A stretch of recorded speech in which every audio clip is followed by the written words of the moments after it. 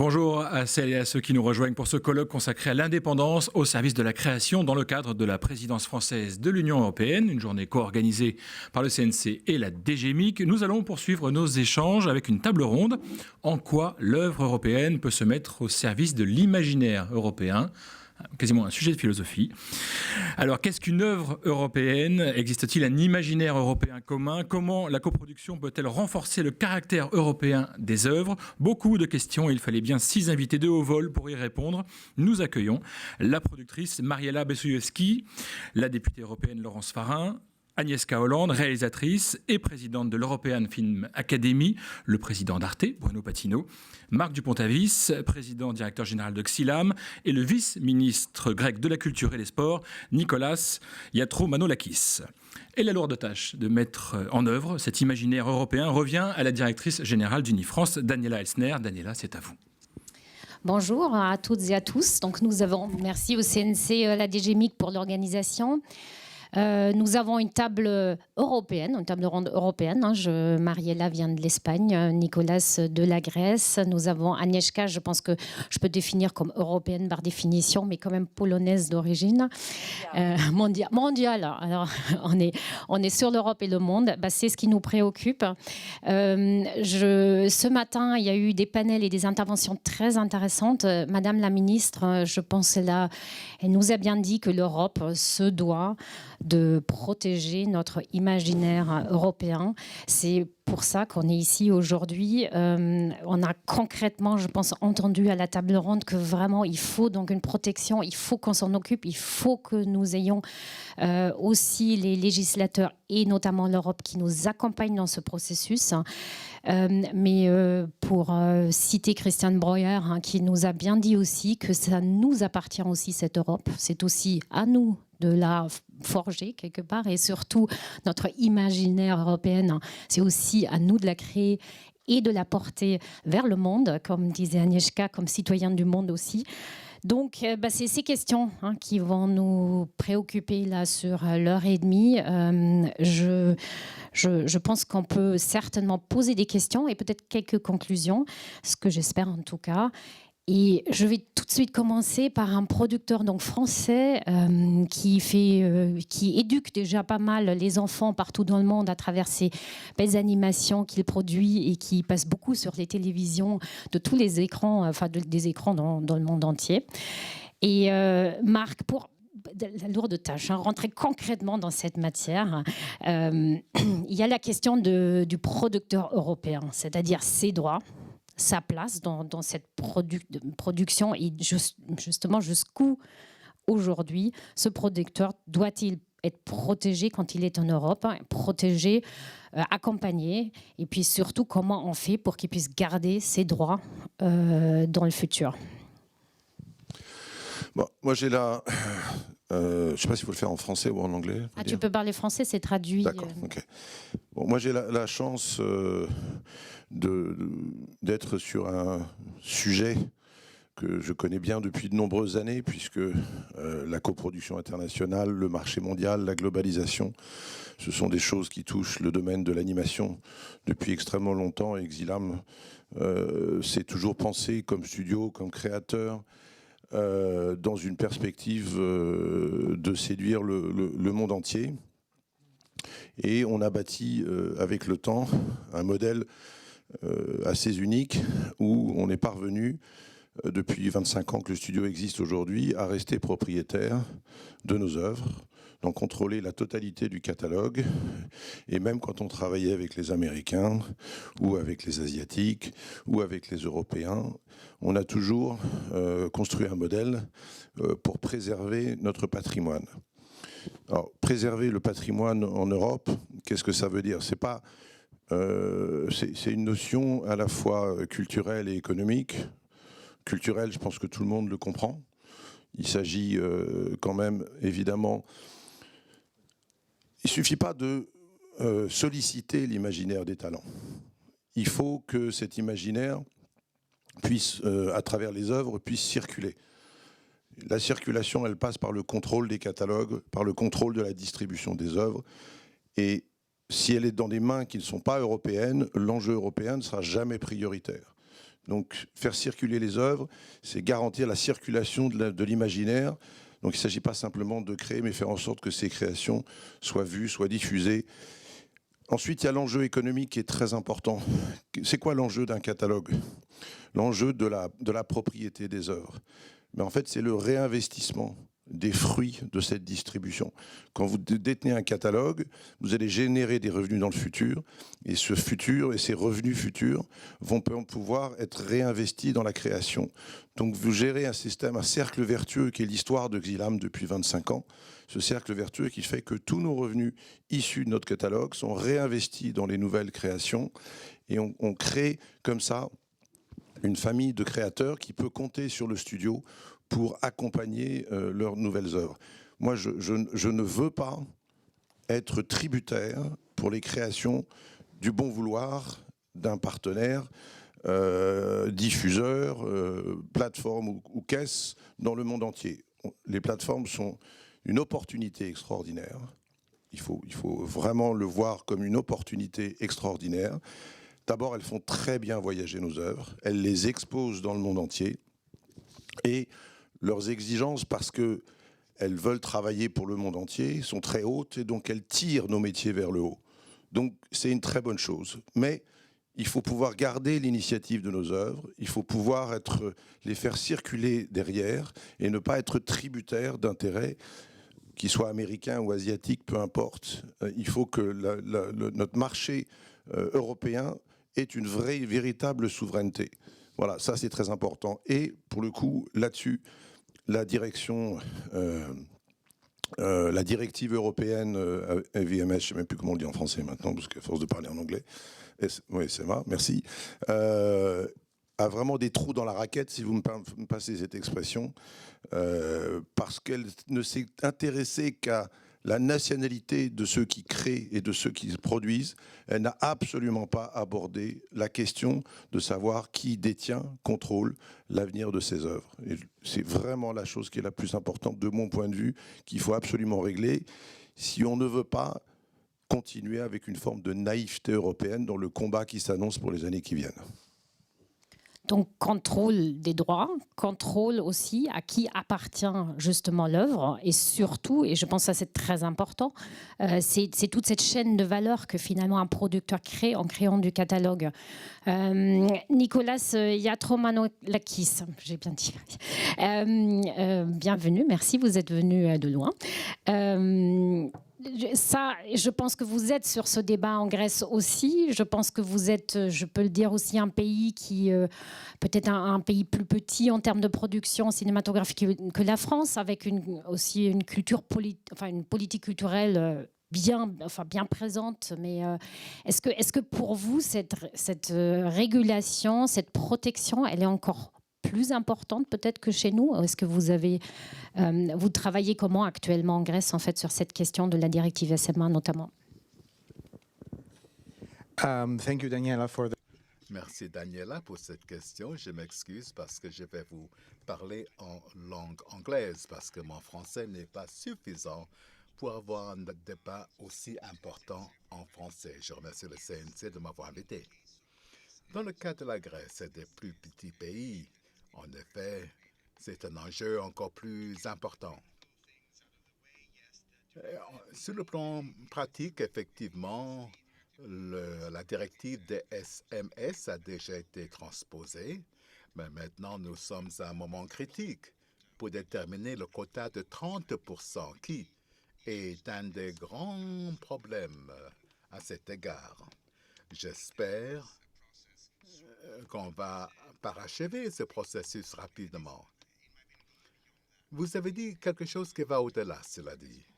Pour un pays de taille plus petite, qui a une industrie cinématographique plus petite également, avec des langues qui sont moins entendues que d'autres langues à travers le monde, la pluralité, c'est un facteur clé.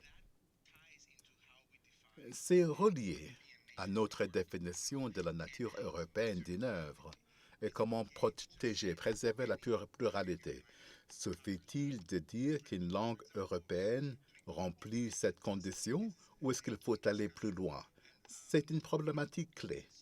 Vous savez, il faut comprendre quand vous parliez des pays de taille plus petite, eh bien, l'industrie de ce pays a un accès limité au financement et au marché, ainsi qu'à la diffusion. À mon avis, pour pouvoir faire face à cette problématique, il faudrait faire deux choses. D'un côté, il faudrait garder un front européen commun avec une approche européenne commune, mais en même temps trouver des façons de résoudre les différences qui existent encore entre nous. Et c'est normal. Je pense qu'il faudrait en même temps considérer que c'est une situation où tout le monde gagne. Pour nous, il existe des outils très importants qui ne sont pas très importants pour des pays plus grands. Il y a 2 semaines, par exemple, nous avons ratifié la Convention du Conseil d'Europe pour la coproduction européenne. C'est important pour un pays comme la Grèce parce que ça baisse le seuil et augmente le seuil qu'un investissement peut représenter par un pays dans une coproduction, donnant plus d'opportunités à un producteur grec, par exemple, d'être impliqué dans une coproduction européenne. C'est très important. Cela dit, je ne sais pas si vous voudriez, Daniela, que j'en parle maintenant ou un peu plus tard, mais ce qui est important, c'est que la réglementation et la mise en place d'un cadre, c'est une chose, mais ça doit être accompagné par d'autres mesures. Je peux en parler maintenant ou plus tard. Allez-y, allez-y. Très bien. Bien. Le paysage évolue. Pour ce qui est de notre définition de lorsqu'on arrête côté télévision, côté salle de cinéma et la télévision commence et une nationalité s'arrête, une autre nationalité commence et le modèle de distribution évolue, surtout avec la pandémie. Donc c'est très flou. Et nous essayons de définir les choses. Mais ce que nous essayons de définir évolue en même temps. Donc c'est un peu difficile. Le secteur public va toujours être en retard. On ne va jamais gagner ce jeu en tant que décideur. Il faut donc qu'on fasse davantage et c'est ce qu'on essaie de faire en Grèce. Donc le cadre avec la directive, c'est très important et nécessaire. C'est un prérequis pour que les choses puissent évoluer, mais cela ne va pas permettre de tout résoudre comme une panacée. Il faut donc investir dans les gens. Avec le fonds de relance, le fonds COVID distribué par l'Union européenne en Europe, en Grèce, on investit dans les talents des gens dans l'industrie cinématographique pour les rendre plus compétitifs et pour qu'ils puissent être en concurrence avec d'autres homologues. Ensuite, le contenu. Est-ce que le contenu est de bonne qualité? On peut réglementer beaucoup de choses, mais on ne peut pas réglementer ce que le public va regarder grâce à Dieu. On ne pourra jamais le faire. Tout ce qu'on peut y faire, c'est être plus compétitif et créer des contenus attrayants, des attrayants qui ont un sens pour les gens. Nous avons un projet en Grèce où on investit dans le début des investissements dans le cinéma. Vous plantez des graines, certaines vont pousser, d'autres non. Mais c'est quelque chose que les États peuvent commencer à faire en Europe et ne le font pas aux États-Unis, pour ce qui est de la politique au niveau de l'État. Pour vous donner un exemple concernant l'importance du contenu, il y a des configurations intéressantes, à mon avis, entre 2015 et 2019, sur la base des tickets de cinéma, des billets de cinéma. Seulement 7% étaient des cinémas, des films nationaux, très faibles. En 2020, 2021, il y avait peu de billets vendus avec la COVID, mais le pourcentage des billets grecs représentait 25%, parce que il y avait des films à grand succès grecs avec la qualité qui attirait la masse. Et cela a fait toute la différence. Malheureusement, on a réalisé ces excellents films lorsque les salles étaient fermées. Mais vous voyez que là, ça permet un changement. Mais c'est aussi grâce au financement. Vous avez une situation où les pays ainsi que l'Union européenne, ils sont à la fois les régulateurs, des financiers, des interprètes même, entre les financiers et nous, les gens, parce qu'ils parlent des langages complètement différents. Nous devons aussi trouver le rôle que nous devons jouer.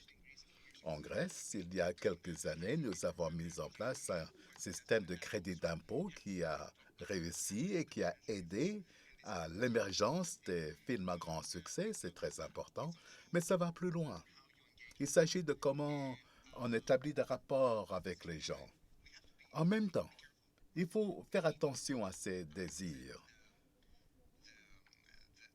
Comment dire? Pas les catalogues, parce que les catalogues reflètent des droits intellectuels. Et c'est très important, parce qu'il s'agit de montants qu'on peut réduire. Mais il faut faire attention au financement externe.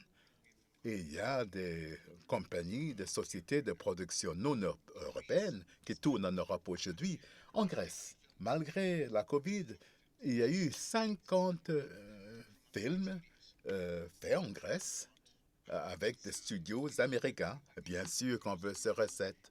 On veut que l'équipe de tournage puisse travailler. Mais de même, la France a tiré profit de séries comme Émilie à Paris, même si ça ne plaît pas, mais ça crée de l'emploi et ça donne de l'argent aux Français. Mais est-ce que ça veut dire que c'est une production française? Ou que les films tournés en Grèce sont des films grecs? Non, ils ne le sont pas. Donc il faut faire les deux. Il faut être précautionneux avec les fonds de l'étranger parce que tout comporte des obligations, des liens. Mais en même temps, il faut investir dans notre industrie cinématographique nationale européenne. C'est différent de filmer en Grèce et de tourner un film grec.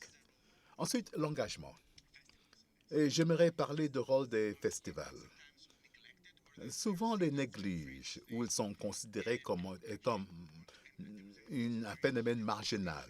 Il y a eu un débat sur les festivals au niveau de l'Union européenne et la Commission il y a quelques mois, où ils essayaient de mettre des festivals ensemble.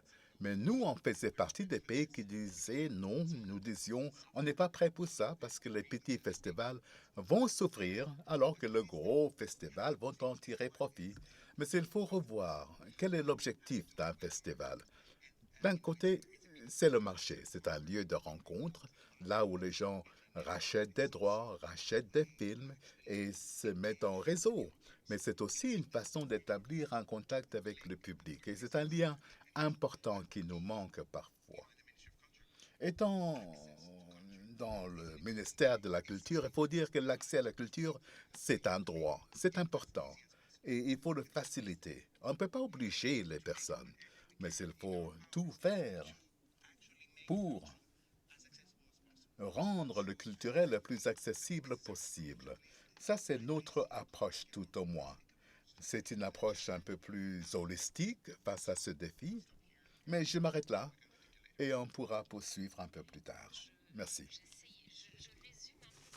Il y a trois belles choses qui ont été dites, c'est notamment, donc, et ça rejoint un peu ce qu'on disait en entrée, c'est-à-dire il faut un cadre légal, parce que c'est ça qui nous protège aujourd'hui en tant qu'Européens.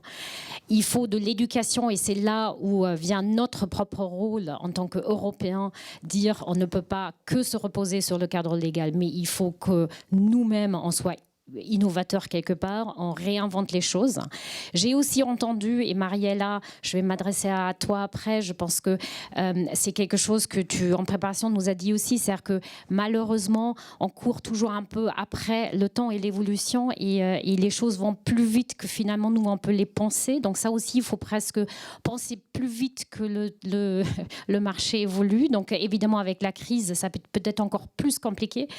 Et évidemment, le public, c'est-à-dire ce public, il est en Europe important. Hein, et je pense que là, il y a le rôle des festivals, il y a le rôle aussi de notre tissu d'exportateurs, il y a le rôle là aussi des producteurs qui accompagnent bien, il y a le rôle des artistes aussi, il ne faut pas qu'on l'oublie. Alors ça, je prêche un peu pour Unifrance, hein, mais qui fait quand même la promotion de ce cinéma partout. Et les artistes sont notre premier, en fait, c'est notre première... C'est eux qui nous aident finalement à faire circuler ces films aussi, parce qu'ils en parlent, et de la manière dont ils parlent, c'est ça qui parle au public. Et c'est ce côté de s'engager avec et pour ce cinéma européen, je pense que c'est vraiment important. Mariella, productrice, tourne un seul film en Espagne, donc qui est déjà aussi venue de l'Espagne. Merci. Je rappelle d'ailleurs pour tous ceux et toutes celles qui veulent écouter en Allemagne, enfin en allemand surtout, en français et anglais, vous avez bien compris, hein, vous pouvez switcher entre les langues, y compris devant votre ordinateur à la maison ou au bureau. Donc, Mariella, donc, on est en Espagne, là, vous avez l'impression que vous avez un train de retard ou finalement vous êtes en train de le récupérer, vous êtes à la pointe de cette négociation aussi autour de la directive SMA, de la protection du producteur. Et là aussi, je pense qu'il y a un vrai enjeu en Espagne. C'est pareil pour tout le monde. Heureusement, d'ailleurs, c'est au moins un combat pareil. C'est ce catalogue, se garder les droits de ces films. En fait, c'est ça qui fait la valeur, hein, et la richesse de notre cinéma européen aussi, enfin qui le protège. Je peux parler aussi en anglais parce que il y a des mots que.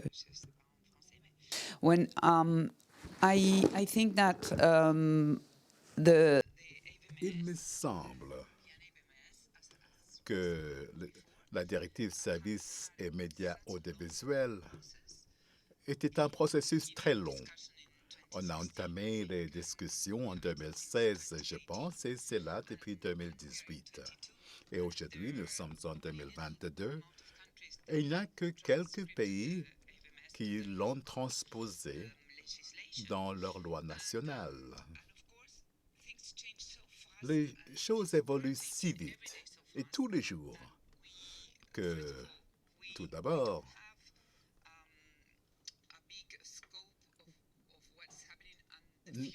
nous n'avons pas une vision de ce qu'il va se passer. C'est comme si nous sommes dans un train et nous courons avec le train. Mais en même temps, il faut savoir que la transposition dans chaque pays doit rendre hommage à des traditions locales. Chaque pays a ses législations culturelles nationales et la directive services et médias audiovisuels, c'est une grande ombrelle. Mais pour le transposer au niveau local, il faut prendre en considération ce qui se passe dans ce pays. Par exemple, en France, ça a toujours été la question de droit.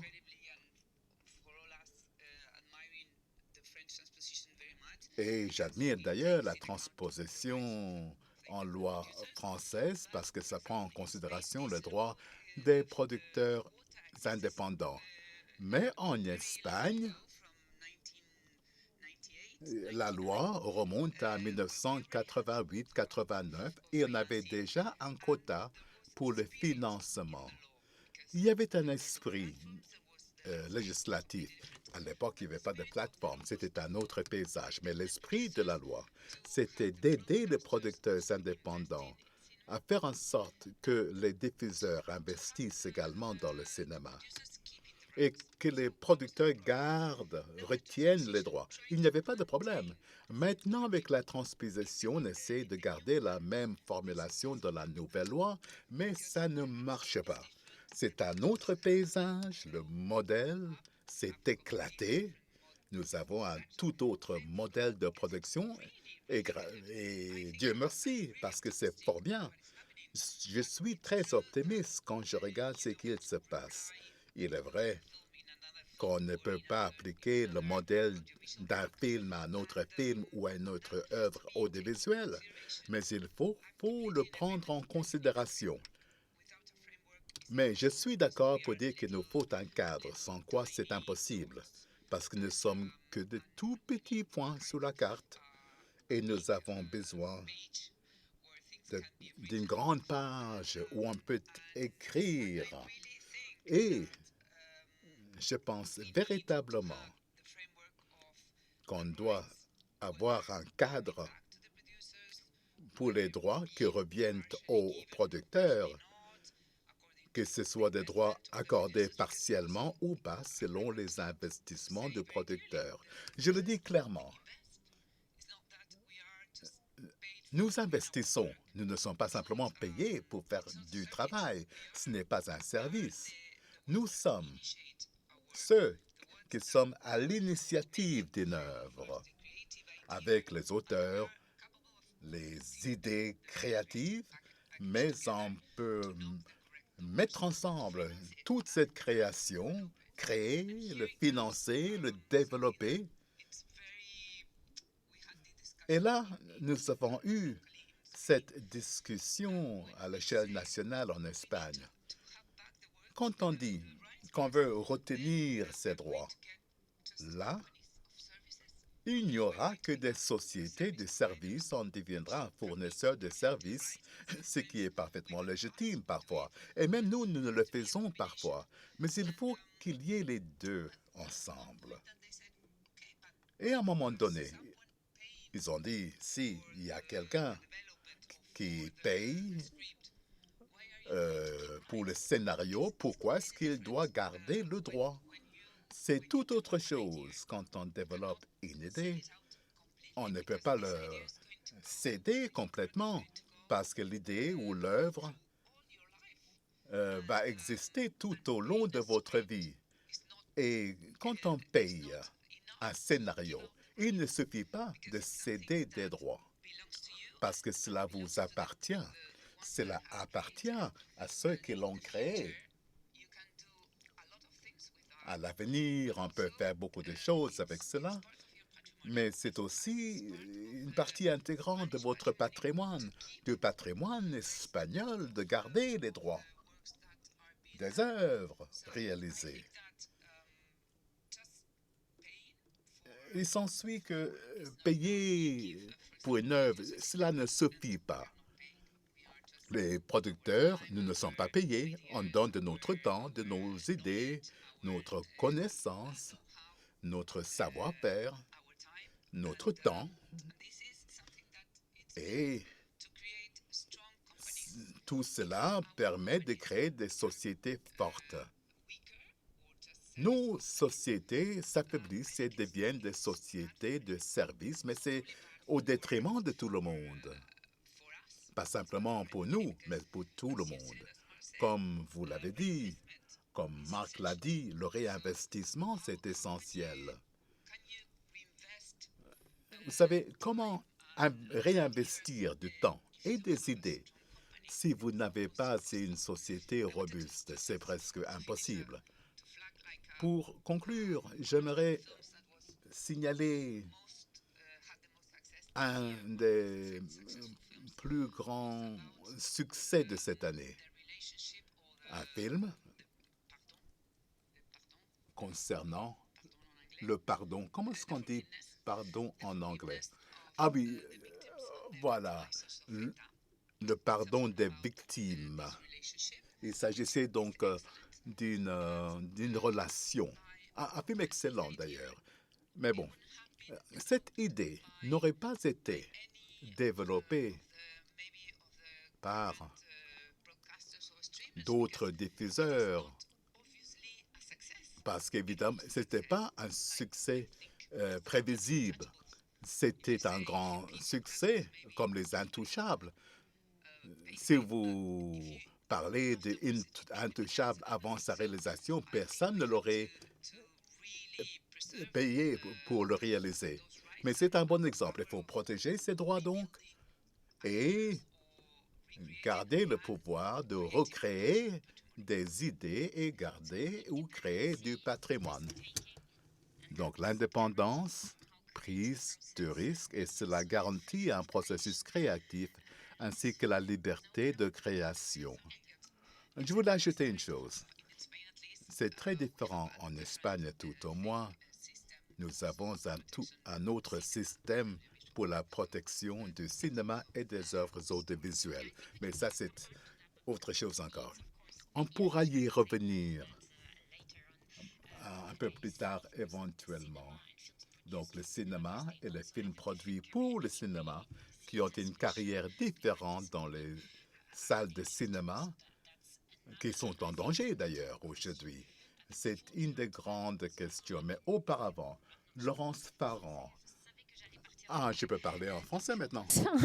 En fait, vous qui êtes dans la commission culture au Parlement européen, vous les faites, ces cadres légaux, en fait, vous êtes dessus, vous nous protégez quelque part, vous préparez ce cadre qui est si nécessaire à cet imaginaire européen.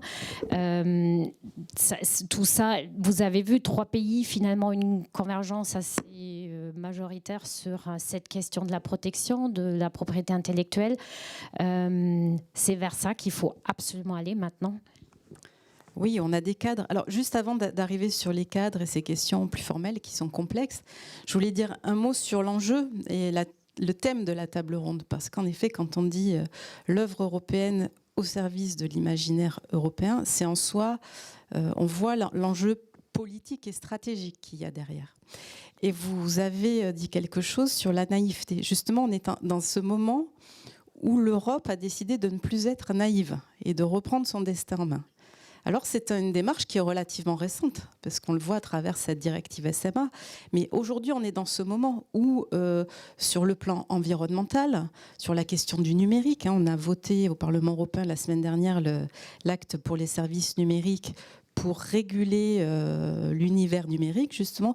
Donc, on est dans cet univers où on reprend notre destin en main parce qu'il y a ces enjeux de souveraineté, d'autonomie stratégique, qui est vraiment maintenant l'axe de la politique européenne pour exister au plan international sur des questions économiques, mais aussi sur des questions de valeurs.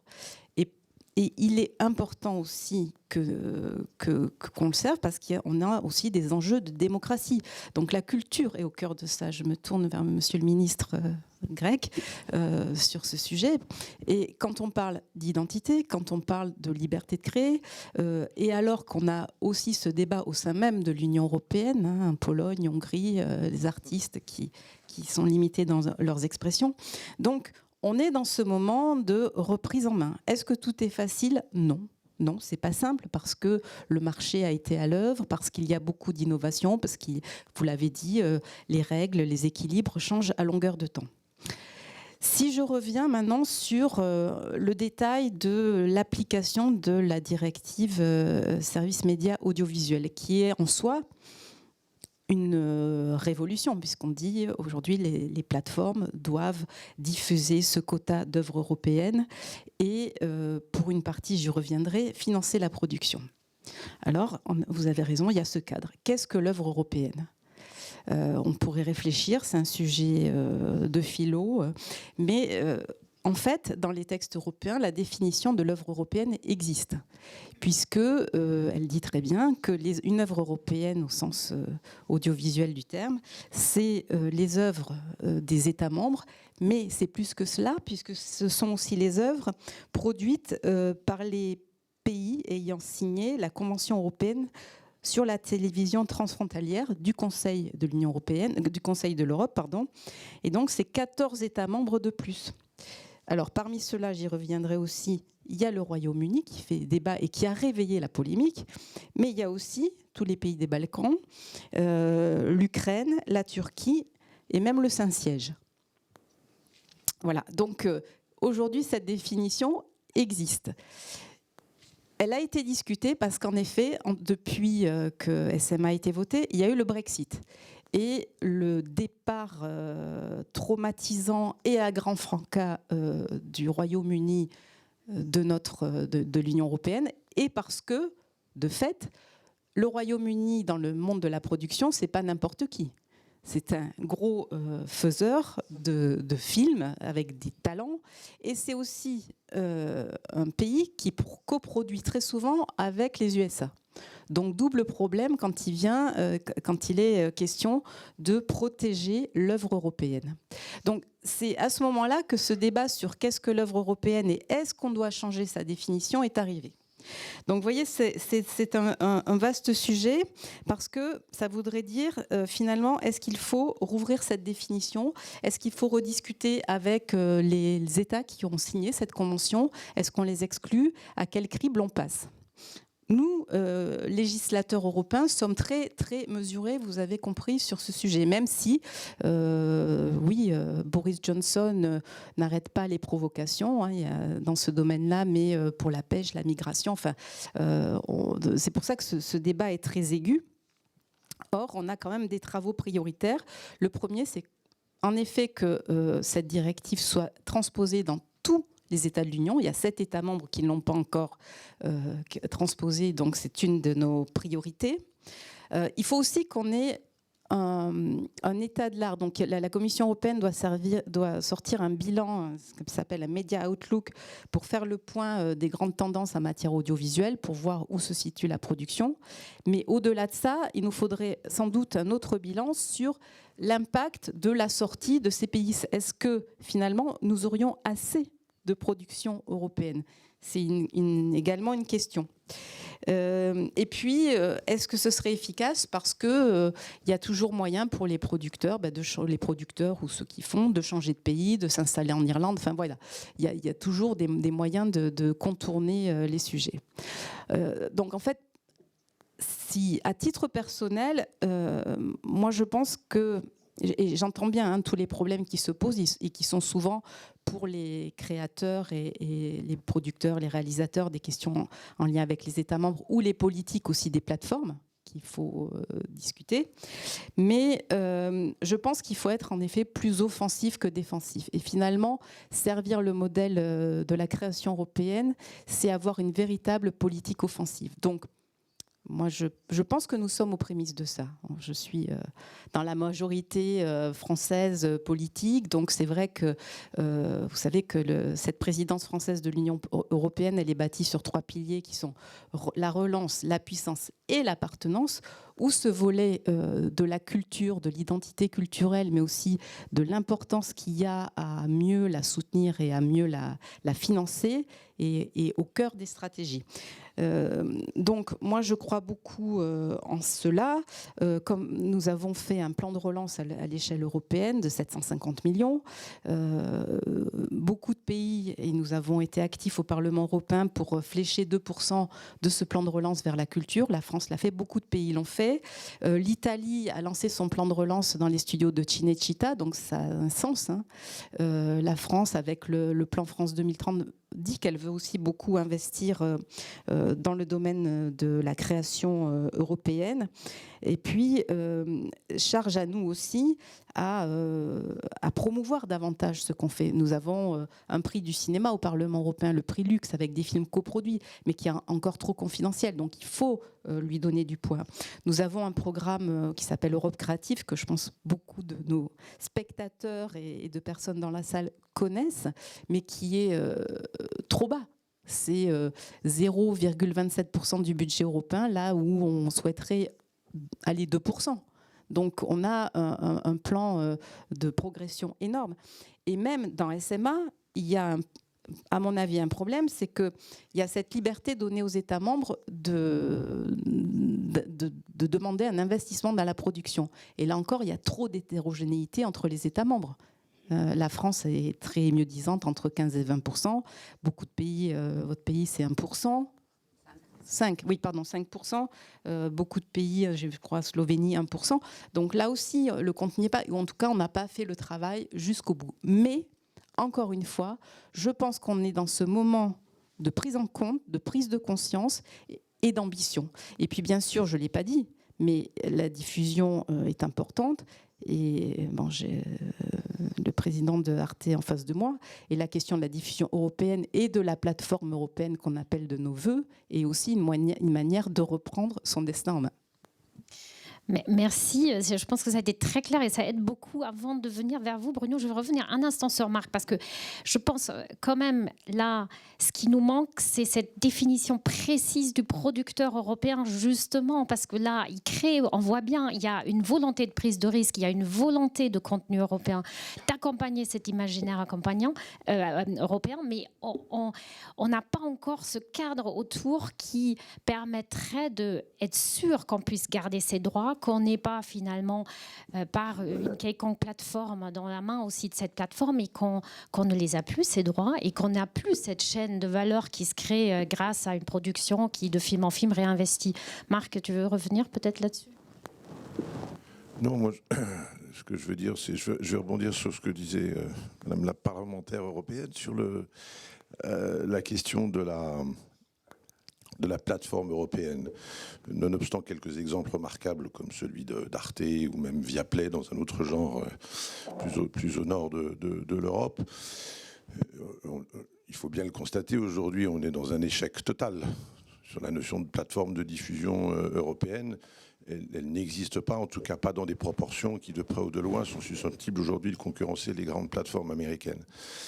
C'est un constat qu'il faut accepter de faire. On peut rêver que les choses changent, mais avant de rêver et d'attendre, il faut prendre des mesures immédiates parce que, en fait, jusqu'à il n'y a pas si longtemps, la partie la plus substantielle de la production européenne restait entre les mains des Européens parce que nous étions dans un marché audiovisuel qui fonctionnait en silo domestique. Les producteurs étaient arrimés à des diffuseurs locaux selon les législations locales. Les programmes appartenaient soit aux producteurs, soit aux diffuseurs. Mais on restait dans un système européen.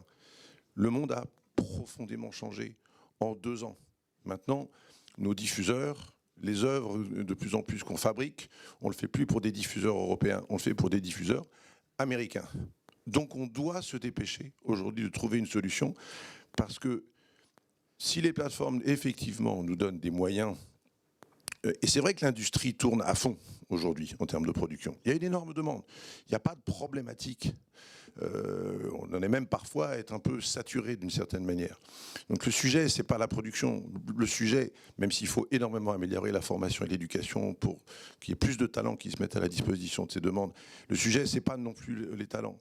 Le sujet, c'est tout ce savoir-faire dont on dispose, qui est en train de s'améliorer, qui donne des œuvres de plus en plus intéressantes, de plus en plus performantes, au service de quoi et au service de qui on le met, ce savoir-faire. Là, on est dans un système qui aujourd'hui, si on continue, ce savoir-faire est en train d'être mis au service via une véritable sous-traitance des plateformes américaines. Et là, il faut agir extraordinairement rapidement parce que ce sont des précédents, des habitudes qui vont être de plus en plus compliquées à changer si on ne réagit pas très vite. Ça va s'inscrire dans les modalités de travail avec les plateformes américaines. Et plus on attend, plus ce sera difficile à combattre. Donc, je ne sais pas si ça passe par la révision du périmètre des territoires qui sont considérés comme européens. Je pense qu'il y a quelque chose clairement à faire du côté de l'Angleterre, parce que c'est insupportable d'avoir créé excusez-moi, mais on crée une plateforme de protection de l'Europe et on se retrouve à la mettre au service de ceux qui ne sont plus dans l'Europe. Enfin, on ne peut pas accepter ça, ça c'est inimaginable. Moi, j'ai un exemple concret. Moi, j'attendais avec énormément d'impatience l'impact de cette disposition en ce qui concerne le catalogue de Xylam. Résultat, 0. J'ai pas une plateforme qui m'a acheté une œuvre en catalogue.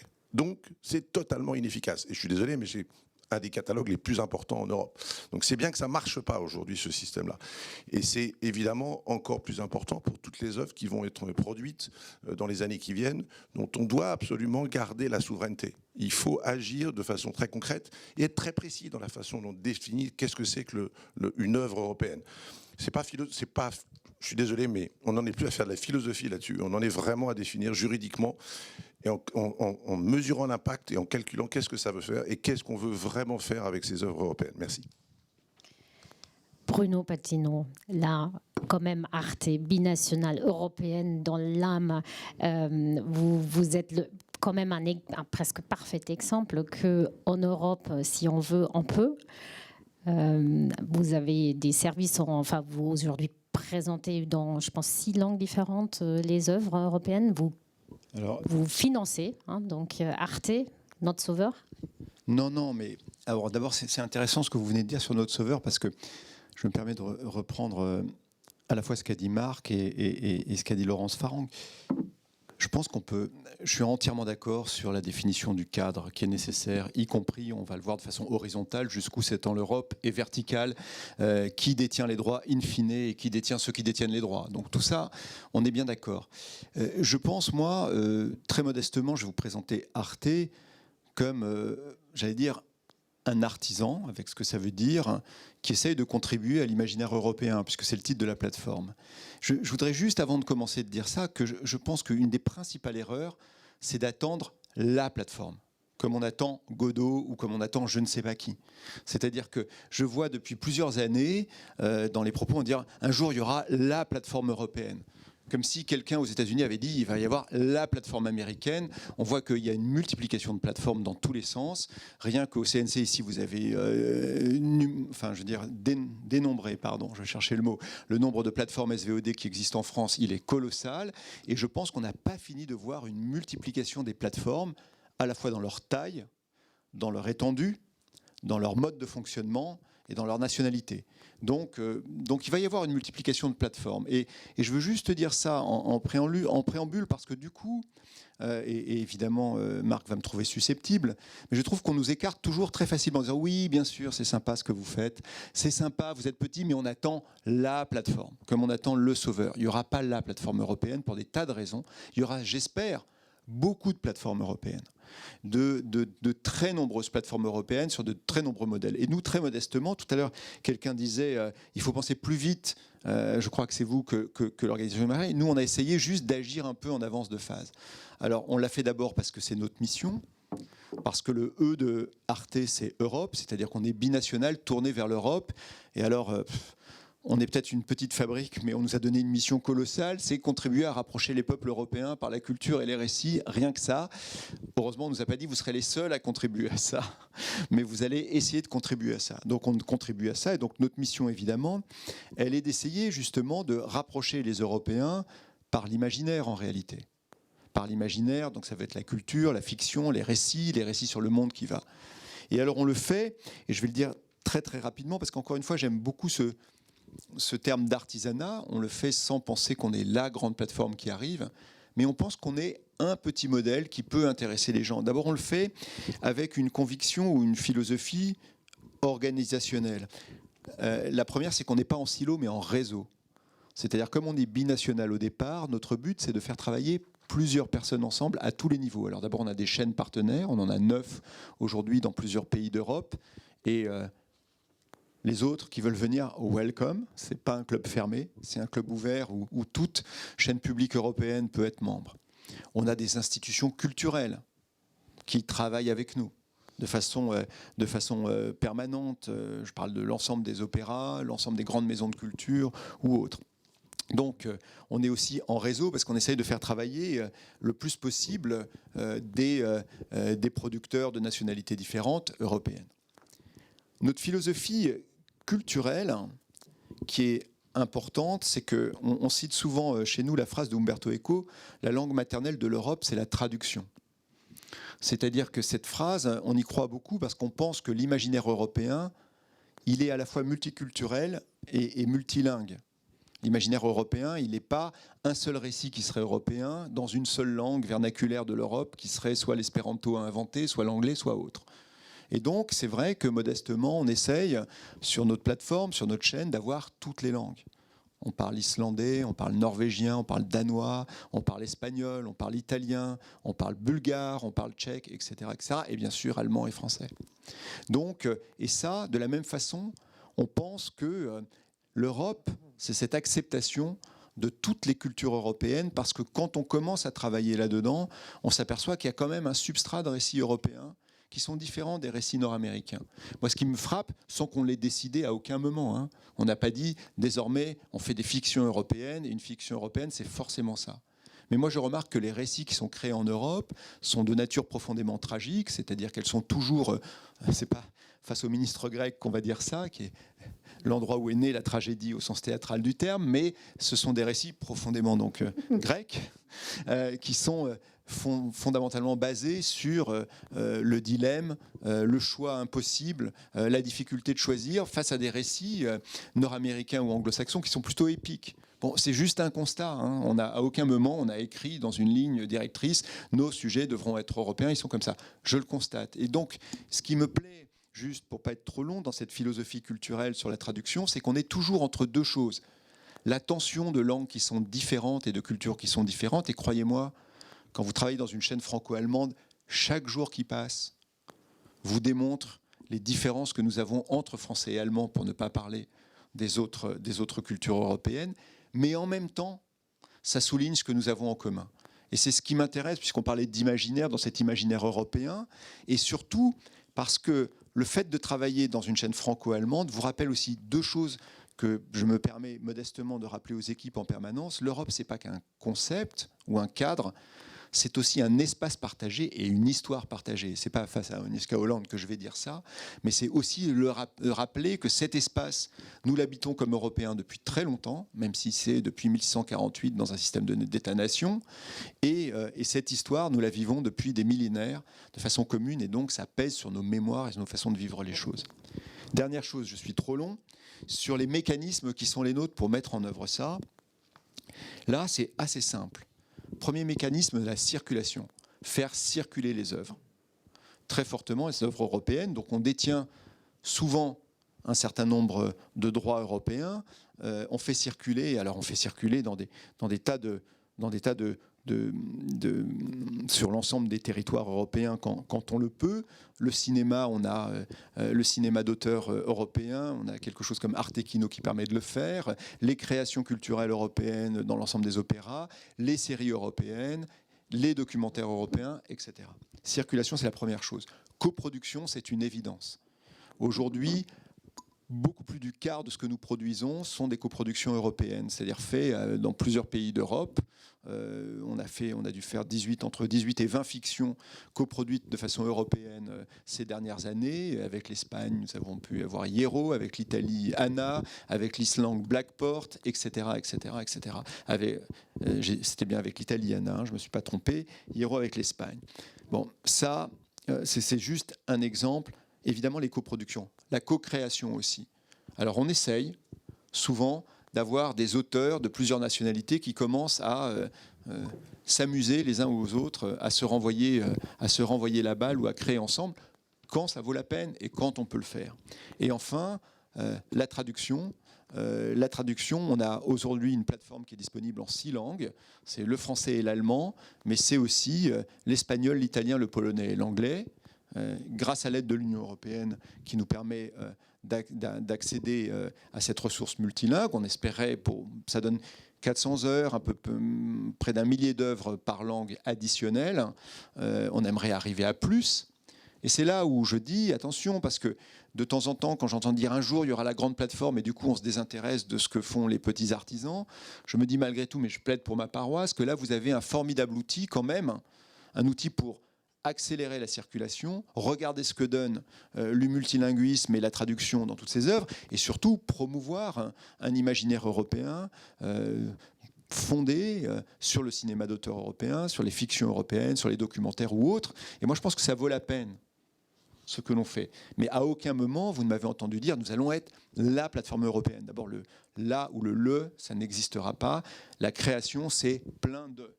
Donc, et encore une fois, je n'écarte pas du tout ce qui a été dit au niveau du cadre. Le cadre, il est absolument nécessaire. Je suis pleinement d'accord avec Marc sur beaucoup des choses qu'il a dites. Mais je crois que des outils commencent à exister. Le nôtre existe. Je pense juste qu'on confond souvent la taille et l'étendue. Je l'ai dit hier. On confond souvent les économies d'échelle et les effets de réseau. J'ai une conviction, moi, depuis que je fais le numérique, c'est que ça n'est pas uniquement l'endroit où règnent les monstres.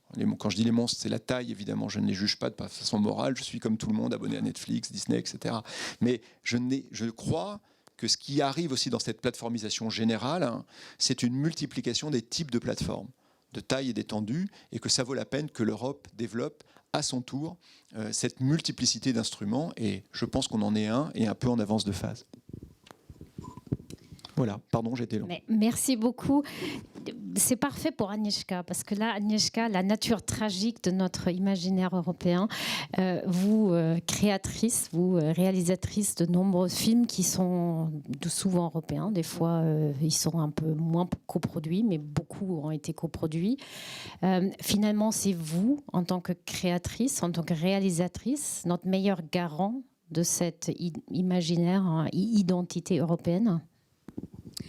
Bon, j'espère que moi, je suis le meilleur garant. Moi, j'espère que la nouvelle génération de cinéastes va garantir l'avenir de la création européenne. Mais on sait, nous savons tous que nous nous retrouvons dans une situation précaire. Ça veut dire la situation extrêmement difficile. Moi, je suis reconnaissante depuis longtemps à Arte que ça existe, que c'est un tout petit peu pour les créateurs indépendants une phare. Mais en même temps, ce qui est le plus important pour nous, les créateurs, et aussi pour les producteurs créatifs, c'est que Arte jette pas les produits dans une espèce de labyrinthe des amalgames où le spectateur est pratiquement complètement perdu, où les valeurs plus fragiles n'ont pas aucune chance de survivre. Je veux dire au début que j'ai rien contre les Américains. Je travaille pour les Américains et avec les Américains. Je participais dans une période de séries américaines que je trouvais extrêmement innovative, créativement inspirant. Je participais dans la production de The Wire, Treme, House of Cards, The Killing, ça veut dire les séries qui étaient révolutionnaires de certains points de vue. Je suis d'accord avec Marc que les plateformes américaines ont monter la qualité de la production audiovisuelle européenne, surtout dans le domaine des séries. Et les séries européennes aujourd'hui, il y a 10-15 ans, ils étaient lamentables au niveau de qualité, d'originalité et d'identité. Mais aujourd'hui, on peut dire que beaucoup, parmi les séries français, allemands, scandinaves, bien sûr, et même polonais ou tchèques, peuvent faire une compétition avec la production américaine. Mais en même temps, sur le développement créatif des séries, on voit très bien quel est le danger des corporations plateformiennes dans ce processus de développement culturel et développement créatif. On a beaucoup de contenu maintenant. Comme Marc, comme vous avez dit, on est pratiquement envahi par les productions. C'est très difficile dans les pays comme République tchèque, comme Pologne, comme Espagne, Bulgarie, même ou Roumanie, de trouver les équipes locales pour faire un film domestique ou une série domestique, parce que tout le monde travaille pour Netflix ou Amazon ou je ne sais pas qui. C'est très bien pour le travail de gens, c'est très bien aussi pour les revenus des producteurs et même les metteurs en scène. Mais en même temps, on ne peut pas dire que cette production-là est originale, européenne ou personnelle. On voit plus en plus que cette production qui était très inspirant il y a 15-20 ans, devient une espèce de stéréotype industriel qui est très prévisible, où on est très difficile de toucher les sujets qui sont plus controversés ou qui sont plus nouvelles, provocatrices, excitants ou même trop émotionnel. Ça doit rester, d'une certaine façon, quelque chose qui est facile à digérer. Et le public qui est visé, c'est surtout the young adults. Ce terme est devenu, d'une certaine façon, une potion magique. On peut vendre tout si c'est pour young adults.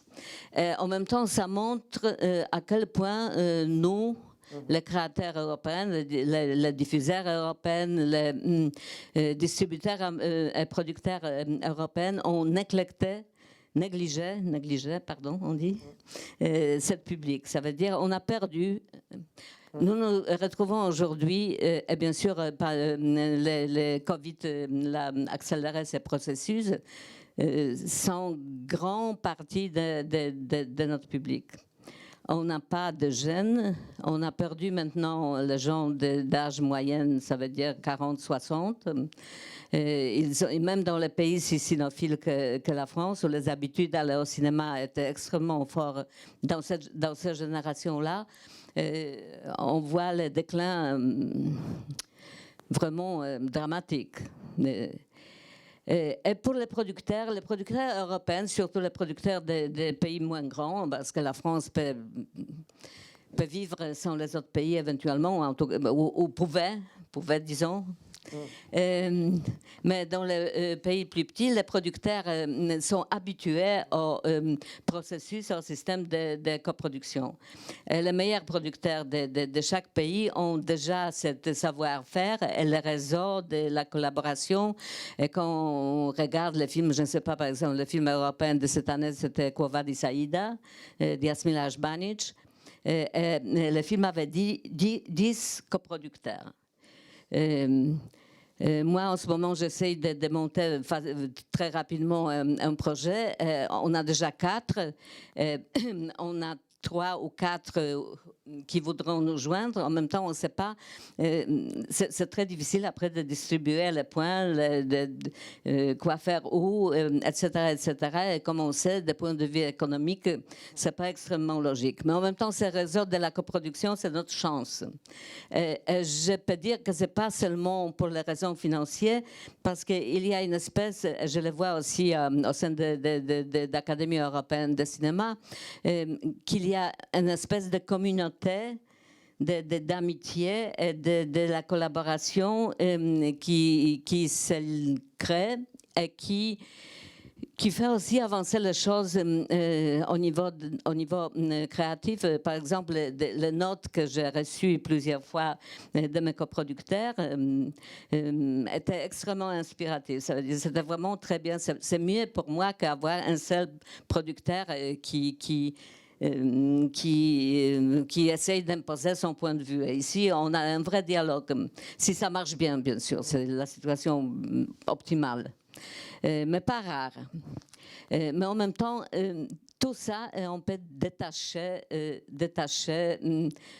la réalité du public et de la réalité aussi de la distribution au point de vue un peu plus large. On est beaucoup plus facile pour les producteurs de pays moins importants au lieu de faire ce travail de coproduction, de labyrinthe, de fonds différents, etc., de vendre un projet en Netflix. C'est une seule signature au lieu d'avoir 56 ou 80. Et en plus, on s'est dit, OK, on le vend en Netflix, mais on sait au moins qu'on aura le public global. Parce qu'avec nos films européens, vous le savez très bien, il y a très peu de films par année qui font un peu le circuit du monde. Ils sont la majorité. Les recettes et le box-office sont extrêmement limités.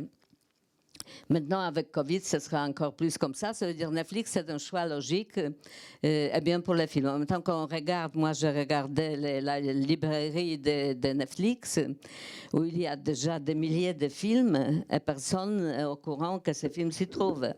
Les films, s'ils n'ont pas quelque chose, par exemple, que c'est quelque chose de mi-pornographique, le film polonais qui avait le plus de succès, c'est un film vraiment pornographique. Soft, pornographie soft, mais en tout cas, il n'y avait pas l'autre contenu dedans. Mais autrement c'est très difficile de savoir que ce film vraiment trouvera une plateforme pour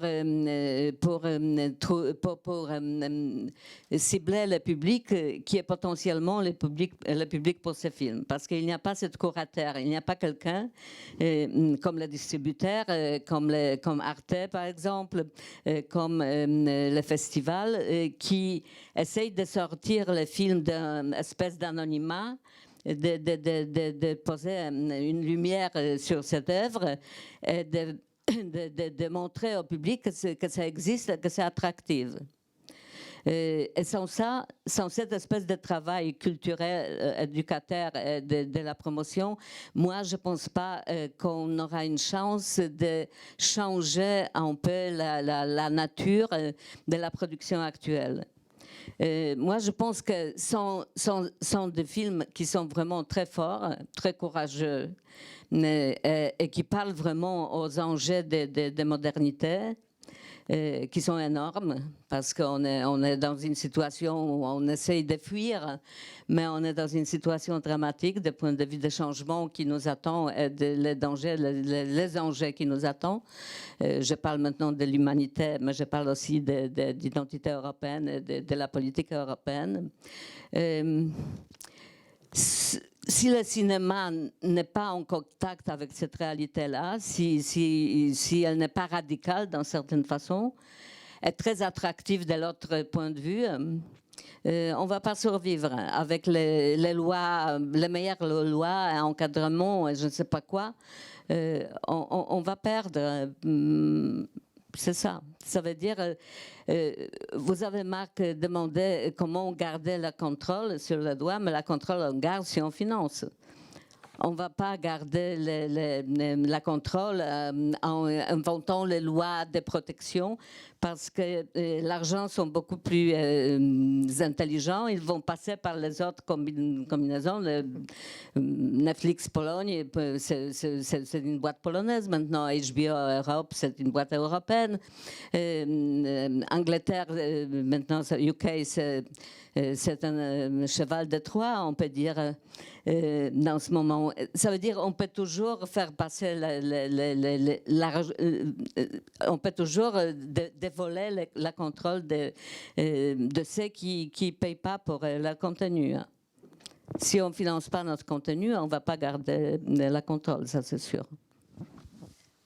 Et cette création est donc le meilleur garant, je le pense, de l'imaginaire européen. Mais bon, il y a beaucoup de choses. D'abord, juste un mot quand même. La France, je pense, je peux le dire ici, ne veut pas être seule. La France, c'est un pays de coproduction. Elle est justement très ouverte avec beaucoup de dispositifs. Et par ailleurs, l'ensemble de nos exportateurs français en profitent. Enfin, oui, mais je n'ai pas voulu dire que la France n'était pas ou n'est pas généreuse. Mais la France pouvait survivre sans le partenaire important. La France a beaucoup plus donné au niveau de la coproduction que près des autres.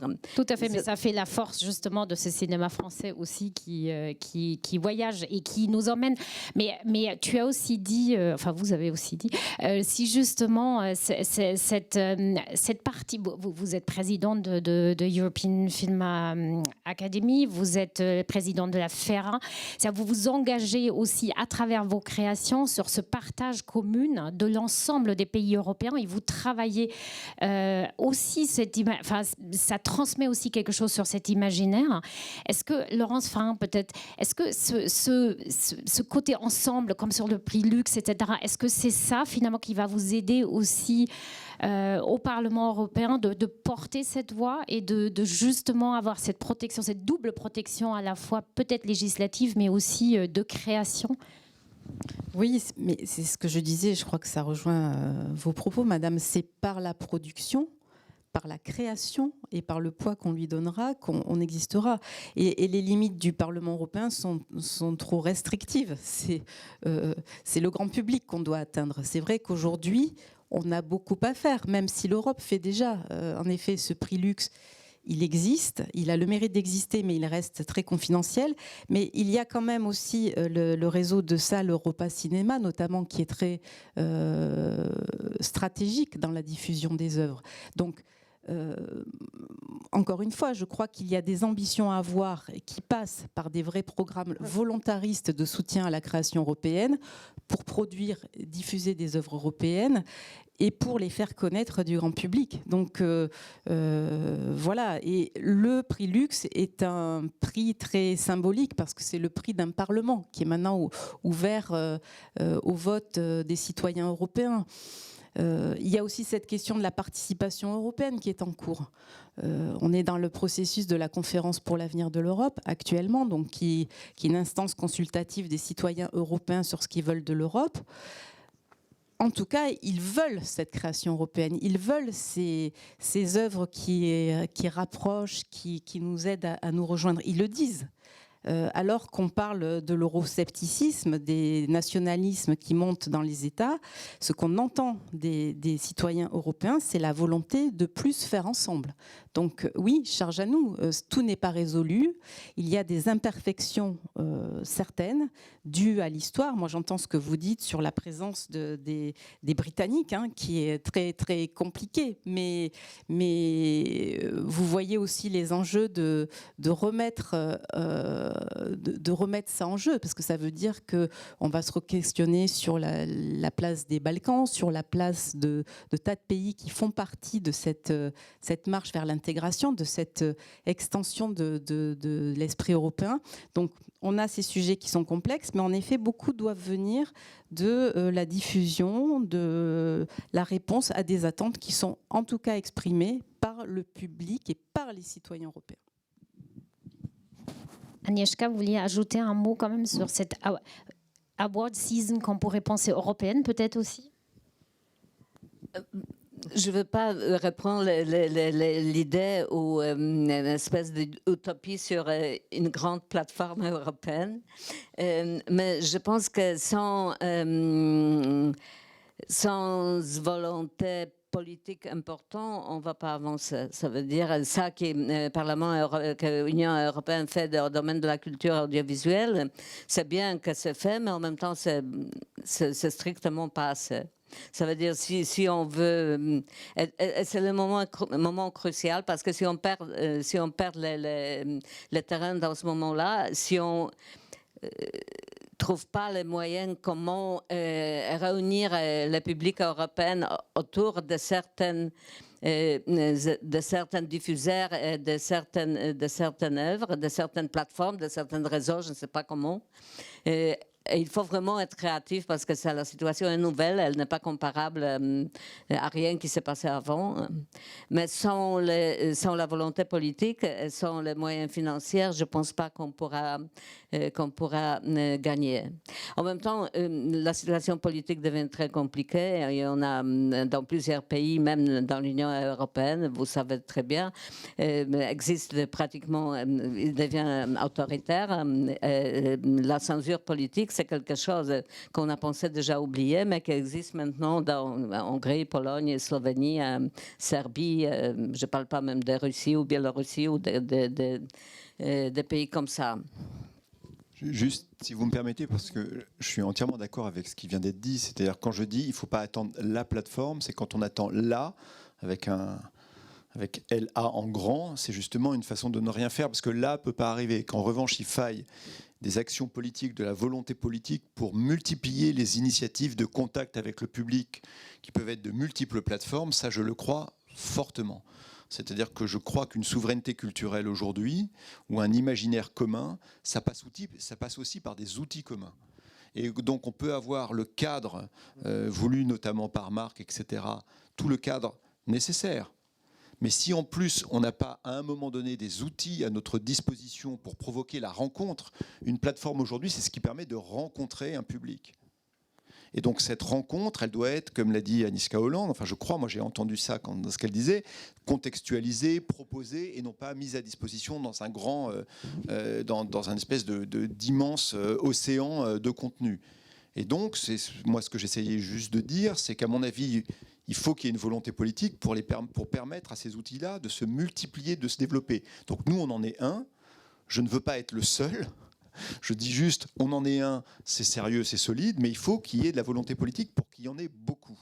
Parce que si on se désintéresse des outils de rencontre, alors on peut rentrer dans la technologie, la data, mais tout ça c'est nécessaire. Si on se désintéresse, si la volonté politique se désintéresse, en clair de ce qu'on appelait avant la distribution, ce qu'on peut appeler aujourd'hui la découvrabilité, en tout cas de la rencontre avec le public, eh bien, cet imaginaire-là, il sera aux mains d'outils et donc d'algorithmes faits par, moi j'ai rien contre, mais par des gens dont l'objectif ou la culture personnelle ne sera pas cet imaginaire-là. Et donc je crois que la volonté politique, elle doit être effectivement là pour déterminer le cadre, favoriser évidemment la production, l'éclosion de talents et tout ce qui a été dit, mais aussi ne pas se désintéresser des outils de mise en relation et de rencontre. Et je crois qu'il faut être à tous ces niveaux-là. C'est pas ou l'un ou l'autre, c'est vraiment les trois niveaux qui me semblent nécessaires pour bâtir et contribuer à défendre, en tout cas, mais moi j'aime pas le mot défense, mais à faire éclore encore plus cet imaginaire européen, parce que là où je suis entièrement d'accord avec ce que j'entends, c'est qu'il y a une appétence extrêmement forte. Voilà. Bah, justement, je peux dire une chose optimiste. Moi, je pense que la nouvelle génération, des Européennes, la jeune génération, soi-disant génération d'Erasmus, elle s'est vraiment distincte des générations précédentes. Je pense qu'elle est beaucoup plus courrier, beaucoup plus conscient des enjeux exactement, en même temps habituée à une nouvelle façon d'entertainment. Mais il faut être vraiment créatif, c'est-à-dire il faut être comme, je ne sais pas, les start-up, comme les start-up en Israël, où d'un coup il y a des choses qui viennent de là aussi, des choses terribles, mais qui sont complètement nouveaux. Je ne parle pas même des Américains. Moi, je suis toujours navrée par lassitude européenne quand je vois combien de grandes idées étaient nées ici en France, par exemple. Minitel, Canal+, c'était bien avant, bien avant les plateformes, les câbles américains. Et quoi? Ça veut dire qu'il faut maintenant, il faut vraiment pousser les pédales. Mais justement, il y a une question du public, Nicolas. Je pense que vous pouvez nous aider là-dessus peut-être aussi. C'est quid de la possibilité de garantir que les œuvres européennes puissent vraiment avoir accès au public sur ces plateformes. C'est-à-dire les algorithmes de recommandation, ils sont quand même dans une zone grise, qui souffrent d'un problème de transparence et de contrôle. Donc ça, c'est aussi toute la question de l'application de la directive SMA. Est-ce que nous, enfin vous, en tant que régulateur aussi, comment on fait que nos œuvres européennes passent en premier, en gros, sur les plateformes en Europe, par exemple? Well, first of all, I think. Tout d'abord, à mon avis, ça revient à ce que je disais tout à l'heure, et je suis d'accord avec Agnieszka. Pour moi, nous sommes tous d'accord pour dire qu'on a besoin d'un cadre. Personne n'est en désaccord, je pense. Et ensuite, le débat, c'est quel cadre cette plateforme magique sera-t-elle? Une plateforme publique financée par la Commission européenne ou avec tous les États de l'Union européenne comme des actionnaires, comme Euronews? C'est ça le modèle à répliquer? C'est ça ce qui va attirer l'attention sur les œuvres européennes? Je pense donc que c'est une combinaison de plusieurs choses. Un cadre, l'infrastructure qu'il faut avoir une base. Ensuite, il faut avoir le financement, mais vous avez besoin de comprendre la créativité chez les uns et les autres. Nous sommes de 5 pays différents. Dans quelle mesure connaissons-nous le cinéma dans chaque pays, les films contemporains? Ça, ce n'est pas un exercice que nous faisons. Si Ce qu'il nous manque, c'est la plateforme et par magie, tout le monde saurait ce qu'il se passe et on peut changer nos habitudes de visionnement. Parce que c'est une question d'habitude, de choix.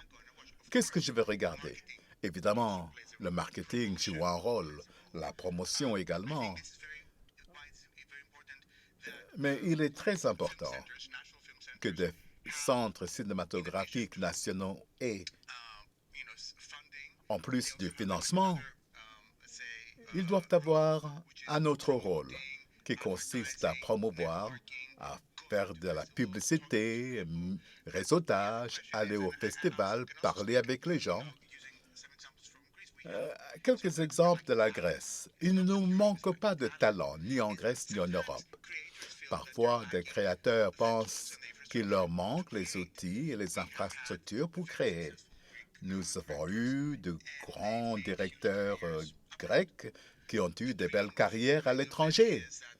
Et un de leurs rêves, c'est que s'ils réussissent, et le premier film est peut-être en grec, le deuxième film en Grèce, et ensuite quelqu'un les reconnaît. Et les prochains films seront en anglais, dans un studio américain ou britannique. Pourquoi est-ce que c'est le cas? Est-ce en raison de ce qu'il manque dans le cadre lui-même, ou par manque de financement, ou la mentalité qui va générer cette créativité, permettant aux gens de rester, de travailler dans le pays natif, ou en Europe tout au moins. En même temps, nous parlons de cette solidarité européenne, mais la Grèce est en concurrence avec le Malte et la Croatie pour la prochaine série HBO. Où est-ce que ce sera filmé? Et on parle de ce qu'on va donner pour obtenir ce film. Vous voyez, c'est un peu délicat. Il faut bien le comprendre, être réaliste. Il faut soutenir la créativité européenne dans différentes dimensions. Le cadre juridique, ça c'est la base. Mais comme je l'ai dit, cela ne suffit guère. Si nous ne le faisons pas, et c'est là où la Commission et le Parlement européen jouent un rôle, ainsi que les fondations européennes, parce qu'ils expriment une voix européenne commune. Si on ne trouve pas un terrain commun sur ce point, et si nous ne comprenons pas que les pays les plus petits vont suivre l'argent, vous voyez, Agnieszka l'a dit, elle a raison. Il y a d'autres pays qui sont plus forts, une économie plus forte, ils peuvent avoir leur propre production, ils peuvent faire ce qu'il faut pour la survie de leur industrie. Si on ne se focalise pas là-dessus à l'échelle européenne, je ne vois pas comment on peut être en concurrence simplement en bloquant, vous voyez. Il faut bloquer, mais en même temps, il faut créer et attaquer. Et c'est ça ce qu'il nous manque, à mon avis. Moi, je voudrais repartir de quelque chose qu'a dit Agnieszka, qui est très important et dont on parlait l'autre jour au téléphone. L'échec la non-existence d'une plateforme européenne, la raison pour laquelle les plateformes américaines s'épanouissent très vite et très facilement en Europe, c'est effectivement parce que le système de la diffusion européen a totalement abandonné les 15-35 ans. Et que l'immense majorité des chaînes de télévision qui travaillent en Europe ne s'intéressent pas à ce public-là, à tort ou à raison, peu importe le modèle économique, mais c'est une population qui est complètement abandonnée.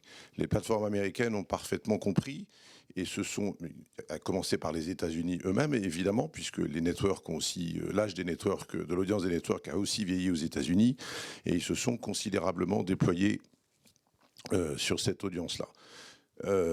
Moi, je trouve que c'est de mon point de vue, et ça vaut aussi pour le cinéma, puisque, grosso modo, les 15-35, depuis 10-15 ans, en France comme partout en Europe, à part, effectivement, aller voir quelques Marvel ou des choses comme ça, je veux dire, aujourd'hui, ils ont complètement abandonné, enfin, en tout cas, largement abandonné le cinéma européen. Donc, on a une faillite collective de ce point de vue-là, qui est la production, la création d'images, d'histoires, qui parlent à l'imaginaire de cette génération. On a abandonné toute une génération en termes d'imaginaire, et les plateformes s'engouffrent leur succès et les lier à cet échec-là. il faut vraiment... Or, c'est l'avenir. C'est 1535, c'est eux qui font l'Europe de demain. Donc, il faut qu'on réfléchisse autour de ça, de savoir comment on récupère cette génération qui est en train aujourd'hui non seulement de fonctionner avec des images largement créées aux États-Unis, mais avec des algorithmes qui les ramènent constamment à ce référent imaginaire. Et c'est extrêmement dur de lutter contre ça. Et je pense qu'on a besoin aujourd'hui collectivement à réfléchir à la façon dont on peut soutenir cette création, une création européenne, d'initiatives européennes, avec des fonds aussi également européens. Ça peut être un mix. Moi, dans mon domaine, je travaille en permanence, tu as raison Agnieszka, pour pouvoir contrôler et distribuer, il faut pouvoir effectivement financer. Moi, c'est ce que je fais depuis 20 ans.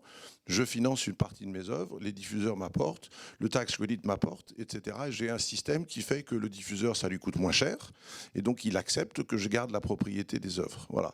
Mais donc il faut être capable de financer ces œuvres, des œuvres ambitieuses, parce que le low cost, c'est pas la solution pour gagner ça. Je veux dire, cette génération des 15-35 sont extrêmement sensibles à la qualité, sont très exigeants parce qu'ils sont exposés à un niveau de narration qui est extrêmement élevé sur les plateformes. Et donc, c'est pas par le low cost qu'on va trouver la solution, c'est par le haut. Et je pense que là, il faut qu'on ait une réflexion à l'échelle européenne de savoir comment on peut régler cette question, se mettre en branle pour récupérer une partie de ces générations en termes d'imaginaire. Mariella, justement, tu as parfaitement répondu, ou en partie, à une des questions que je n'ai même pas lues, donc ça c'est formidable. Justement, comment on définit cet imaginaire européen commun et est-ce qu'il se construit par l'éducation à l'image? Tu as répondu en partie, Mariella, je pense que c'est aussi quelque chose qui te tient à cœur. Bon, oui. I was speaking English. Okay. Je parlerai à nouveau en anglais. Comme Nicolas l'a dit, il y a beaucoup de niveaux. Le cadre, c'est important, mais j'aimerais revenir à ce que vous avez dit, être sur la défense, plutôt être à l'offensive. Mais pour cela, il nous faut des outils. L'offensive, ce n'est pas juste quelque chose d'imaginaire, mais c'est quelque chose qu'il nous faut. Et les outils, ce n'est peut-être pas la définition des œuvres européennes, c'est autre chose. L'outil, c'est peut-être de connaître les données, analyser ce qui est vu, ce qui est consommé sur les plateformes et ailleurs. Donc un peu de transparence est nécessaire. Et pour revenir à ce que vous avez dit concernant le jeune public, il est vrai, pour ce qui est de la création d'œuvres de fiction. Mais l'Europe était active dans la création de jeux, par exemple. Là, on a déplacé la création vers d'autres choses qui étaient dirigées vers ce jeune public. Et il y a quelque chose qui est difficile, mais qui est bien, c'est-à-dire les langues, les plateformes permettent d'avoir une seule langue en commun. Il est difficile maintenant pour une plateforme européenne compte tenu du problème linguistique. Mais curieusement, ce ne serait plus un problème parce que toutes les plateformes, on en parlait d'ailleurs, les gens ont une tendance à regarder en VO avec sous-titres. Donc quelque chose qui est de bien, qui est créé et qui n'a pas été fait en Europe, c'est d'avoir une langue commune, mais on accepte le fait de voir d'autres œuvres cinématographiques plus souvent ou plus aisément. Mais votre question concernait... En fait...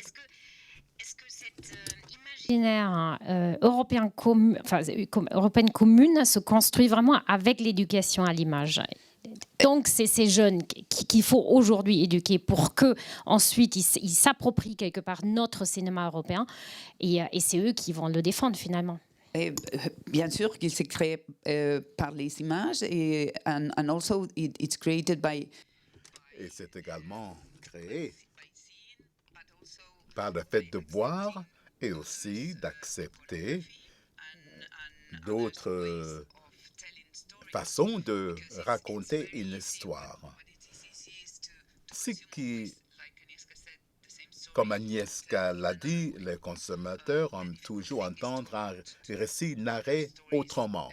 La difficulté, c'est de voir un récit qui est raconté sous un autre aspect. C'est un autre point important, la visibilité. La visibilité dans le réseau ou sur les plateformes. Et là, je suis d'accord avec vous que Arte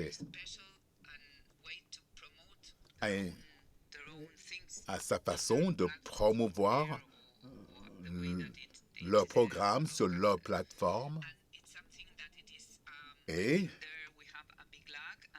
je pense qu'il nous manque beaucoup dans ce domaine et il faut être très offensif. Avoir de nouveaux outils de marketing pour nos productions et notre contenu européen, ça également, c'est un problème tout à fait urgent et il faut être agressif. Parce que ce matin, vous étiez parfaitement à l'heure. Je ne vais pas vous mettre en retard. Il y a une dernière question qui était: faut-il d'autres Arte en Europe? Je pense, Bruno, quelque part, tu as parfaitement répondu à cette question, car la multiplicité, notamment des plateformes, au lieu de la plateforme européenne, elle répond en partie à cette question. Si je peux conclure quand même, je pense qu'il y a quelque chose qui m'a vraiment plu et qui doit nous emporter aussi peut-être cet après-midi et au-delà. C'est qu'il y a quand même je l'appelle un peu combativité, c'est-à-dire qu'il y a une volonté de construire quelque chose, de co-construire, qui émane de vous tous et toutes, et qui, je pense, est vraiment aussi un signal que cette créativité en Europe, qui est riche, qui est diverse, on n'a pas trop insisté là-dessus, le pluralisme, il est quand même là, il existe. Aujourd'hui, en effet, il est menacé quelque part, il est sous pression, mais il y a aussi beaucoup de volonté, beaucoup d'idées innovatrices, et c'est ces idées innovatrices, il faut les chercher là où elles sont, il faut qu'on s'en porte-parole quelque part, dans chacun dans sa profession et avec ses moyens. Et je pense que plus on construit justement cet imaginaire ensemble, tout ce qu'on est, tout ce qu'on porte aussi au-delà de nos frontières, ça circule en Europe, mais n'oublions pas, il faut aussi l'exporter quelque part, que ce soit en Amérique, Asie, etc. C'est-à-dire qu'on on parle ensemble d'une voix autour de cet imaginaire européen. Nos œuvres parlent pour eux, accompagnons-les, profitons là où on a déjà comme Arte et autres des plateformes qui le font, soutenons-les, trouvons les cadres légaux qui le permettent, et surtout ne baissons pas les bras, parce que je pense depuis ce matin, c'est ce qu'on entend, la culture c'est notre survie à tous et toutes, et c'est aussi notre espoir d'une Europe multiculturelle et très diverse et variée. Donc merci beaucoup, merci à mes panélistes, vous étiez formidables, merci.